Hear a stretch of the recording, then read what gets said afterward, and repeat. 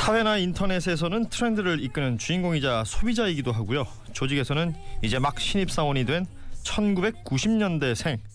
최근에는 이 세대의 특징을 취재하고 또 조명한 한 분이 계십니다. 원래 저희가 이 시간이 여의도 TMI 시간인데 오늘은 90년대생 TMI 시간으로 한번 만나보도록 하죠. 책 90년대생이 온다의 저자 임홍택 씨를 모셨습니다. 안녕하십니까? 네, 안녕하세요. 일단은 우리 임홍택 씨하고 이야기를 나눌 텐데 책 제목이 90년생이 온다거든요. 네. 본인은 90년대생이십니까? 아닙니다. 네. 82년생입니다. 82년생. 개띠시군요. 개띠입니다. 아니 지금 말씀하신 대로 82년생이신데 90년대생에 대한 책을 썼어요. 네. 특별한 이유가 있습니까? 지금부터 7년 전쯤에 제가 신입사원 입문 교육을 회사에서 맡게 되었었는데요. 교육을 하는 사람으로? 네. 네네. 회사에서 이제 입문할 때 대학생들을 맡아서 담당 교육을 하는 거죠.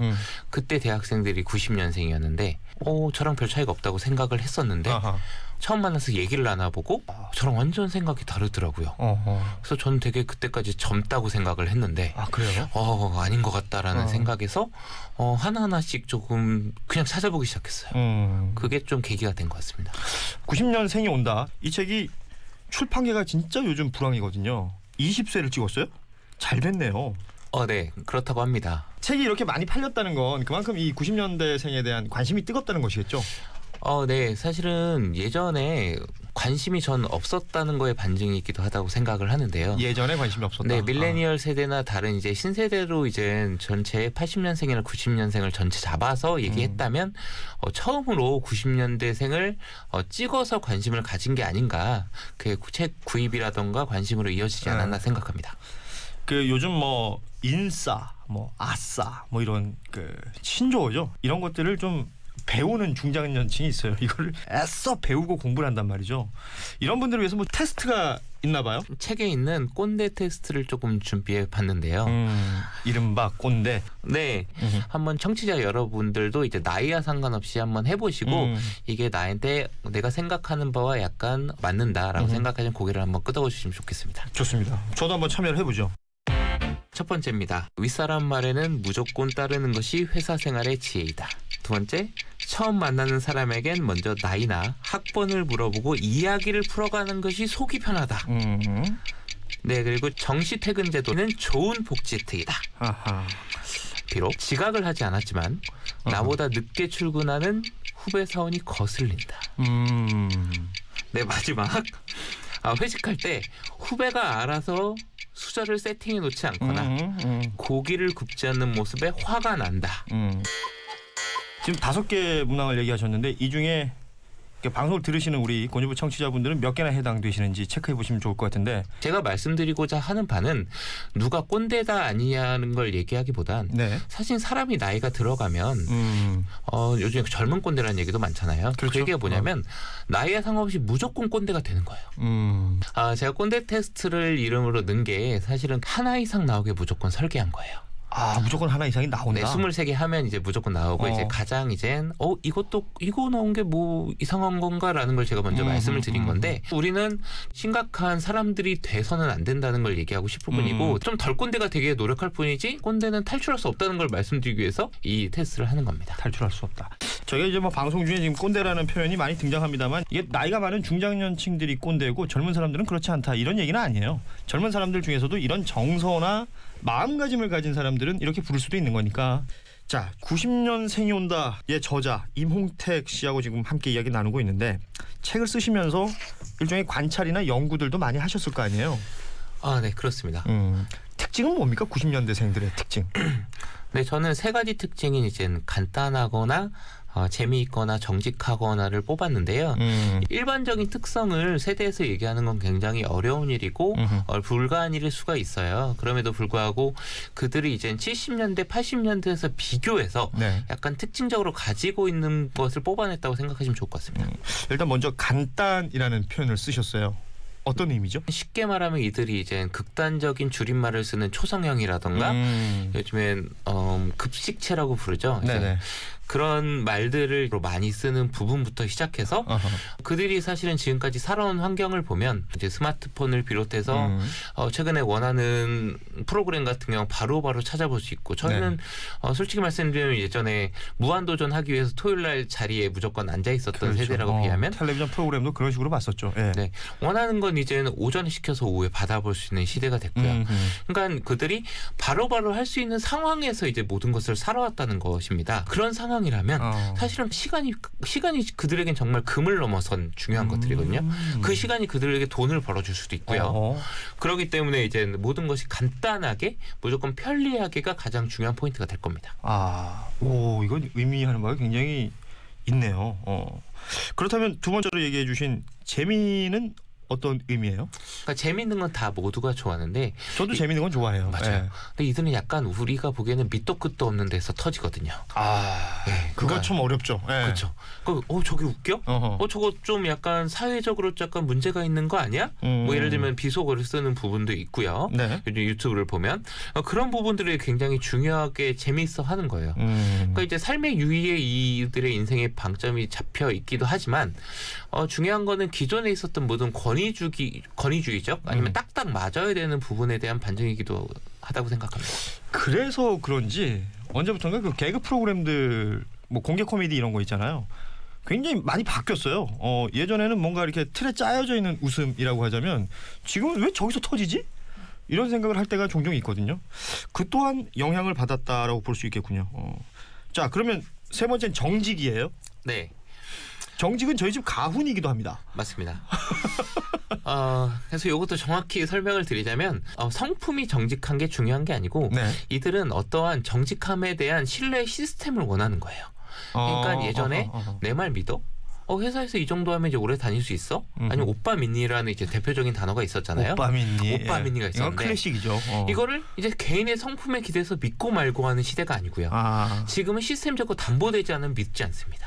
그러니까 오빠를 믿느냐 그렇지 않느냐가 중요한 게 아니라 오빠가 믿을 수 있는 환경이나 시스템이 있느냐 없느냐를 따지는 그렇죠. 거군요. 그게 이제 개인적으로 요구하는 게 아니고 이제 모든 사회적으로 이슈되는 모든 것들이 있잖아요. 네. 예를 들면 최근에 뭐 S여고 사태라던가 거기에 사실은 뭐가 숨어 있냐면 학종이라고 하는 학생부 종합전형 이런 것에 대한 신뢰하지 못하는 그 마음이 안에 있는 거거든요.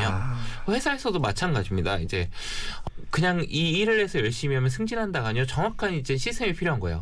뭐 100명 중에 몇 등 하면 어느 정도 평가를 받고 이것이 승진으로 이어진다라는 명확한 눈에 보이는 시스템이 있어야 되는 겁니다. 사실 따지고 보면 굉장히 상식적인 얘기인데 그동안은 그렇지 못했을 때 일종의 부조리가 약간씩은 끼어 있더라도 그게 무슨 마치 융통성인 양 생각을 했던 상황들이 있었거든요. 그런데 적어도 90년대생들은 그런 부분들에 대해서는 용인할 수 없다. 그걸 보일 수 있는 환경에 살아왔기 때문입니다. 예를 들면 회사 같은 경우도 우리 회사가 좋아 안 좋아를 예를 들면 홍보팀에서 이제 얘기를 했던 부분인데 최근엔 그런 게 거의 필요 없는 수준 정도로 그들은 이미 온라인에서 다 찾아보는 거죠. 그렇죠. 이미 이 회사는 몇 점 몇의 회사야. 이 회사는 뭐가 안 좋은지를 다 꿰고 있습니다. 그런 의미라고 보시면 될 것 같아요. 이걸 사실은 90년대생들이 공무원 시험을 엄청 준비를 하잖아요. 네. 이 부분하고 연결이 되는 겁니까?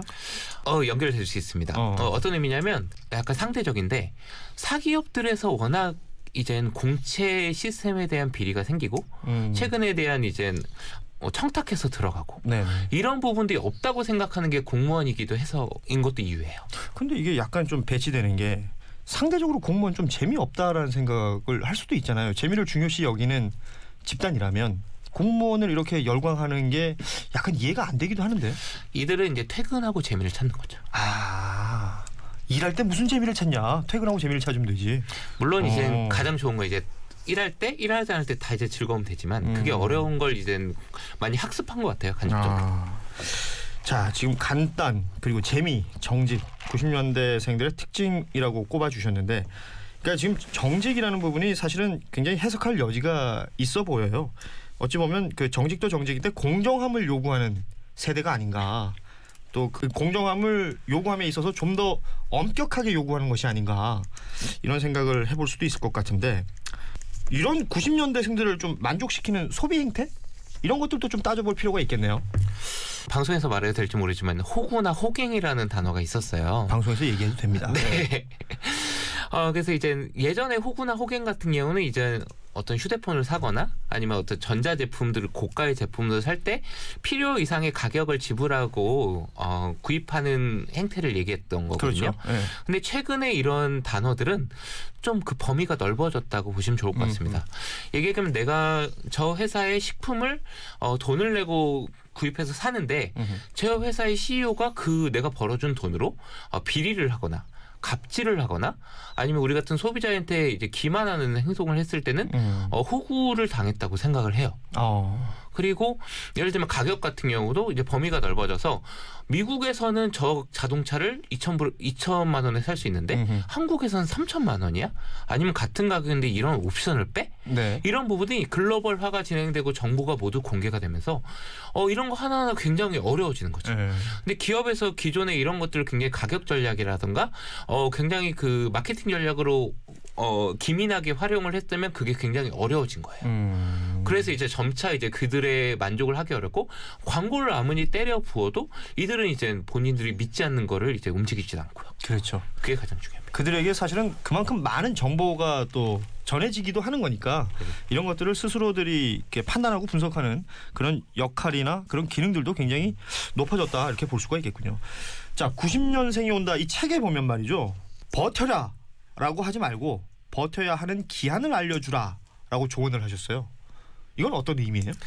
네, 이거는 사실은 미국에서 밀레니얼 세대들이 들어오는 미국의 군대의 조언을 받아들인 건데요. 미국 군대에? 그러니까 미국에도 이제 밀레니얼 세대라고 부르는 그러니까 80년대, 90년대생들이 이제 군대가 딱딱한 곳에 들어왔을 때 빨리 퇴직을 하거나 이제 그만두는 거죠. 네. 그래서 그곳에서 고민을 해서 이제 나왔던 것 중에 하나가 그냥 버티라고 기존에 많이 얘기했던 부분이거든요. 그렇죠. 10년을 해봐, 뭐 열심히 해봐, 버텨봐. 요즘에 존버라는 말이 유행하지만 존버해봐 이런 것들이었는데